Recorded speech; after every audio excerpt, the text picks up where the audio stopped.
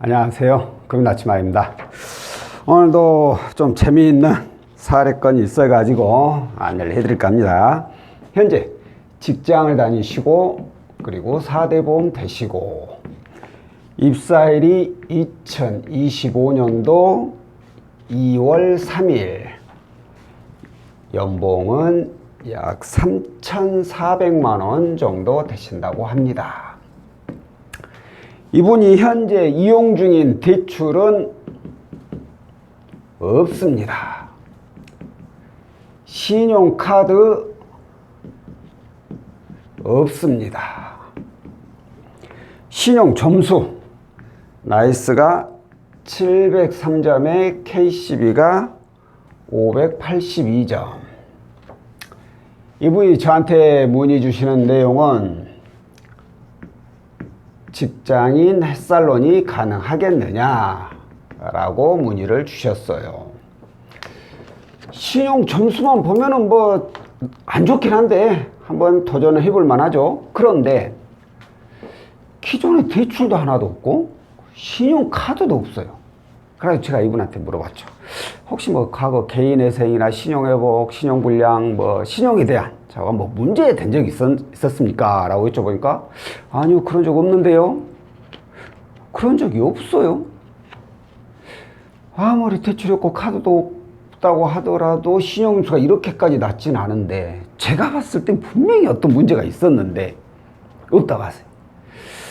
고객님, 제가 이 일을 20년 넘게 하는데 이 조건의 신용점수가 이 점수라면 보통 어떤 문제가 발생이 돼야만 이렇게 신용점수가 낮거든요. 그렇지 않으면 이렇게 낮게 나오질 않아요.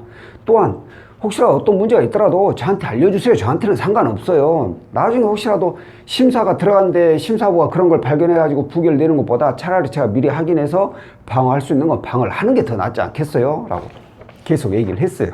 그랬더니만 그제서야 이분이 얘기를 하시는 거예요. 실은 올해 2월에 장기 연체를 상환했다. 연체를 어느 정도 길게 하셨는데요? 라고 여쭤보니까 4개월을 연체를 했다는 거예요. 연체를 하고 문제가 생기니까 집에서 돈을 줘서 2월 달에 이걸 다 상환했던 거예요. 이제 4개월 딱 지났잖아요. 그래서 이 점수가 나온 거예요. 자, 장기 연체, 3개월 이상 연체한 걸 장기 연체라고 하죠.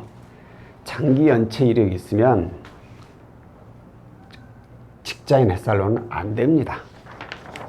이 상환한 날로부터 1년 후에 신청이 가능해요. 신청. 직장인 햇살론 그렇습니다. 그렇기 때문에 이분은 햇살론을 이용할 수가 없는 거죠.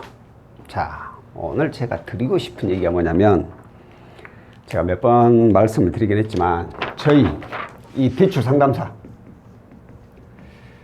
상담사는 프리랜서입니다.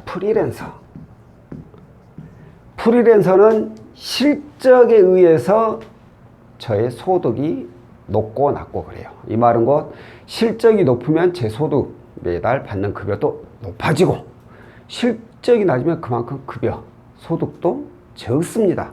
아닌 말로 이번 달에 실적 하나도 못 올렸다.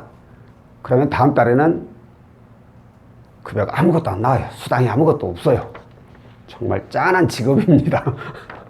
그러면 어떻게 해야겠습니까? 저희 같은 경우에 어떻게 해서든 실적을 올리려고 눈에 불을 켜고 있죠. 대출이 안 나올 사람들도 어떻게 해서든 나올 수 있을까라고 고민합니다. 그런데 저희 이 대출 상담사들한테 거짓말을 하잖아요.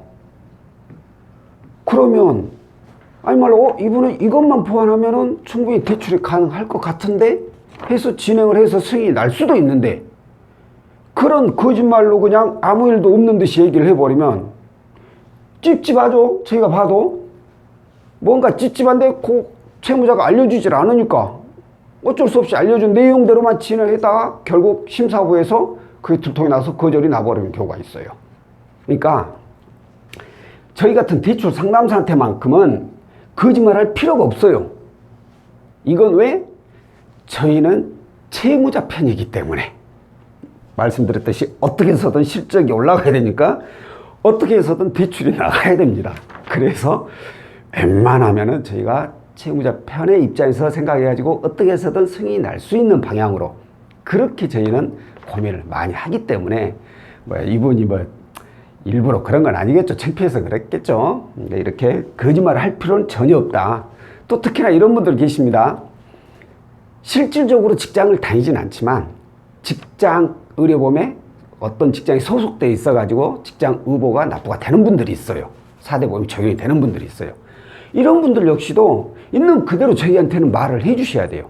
그래야지 이런 경우에는 어떠한 점을 보완을 하면은 승인 나는데 확률이 더 높습니다. 가만있어, 이런 말 해도 되나? 이런 걸 저희가 안내를 해드릴 수 있거든요. 그러니까 저희한테만큼은 대출 상담사한테만큼은 절대 숨기는 거 없이 있는 그대로 다 얘기를 해주셔야 돼요. 그래야지 저희가 그 점을 파악을 해서 조금이라도 더 승인 날 확률을 조금이라도 높일 수가 있습니다. 자, 오늘 내용은 여기까지고요. 다음번에 또 다른 내용으로 찾아뵙도록 하겠습니다. 고맙습니다.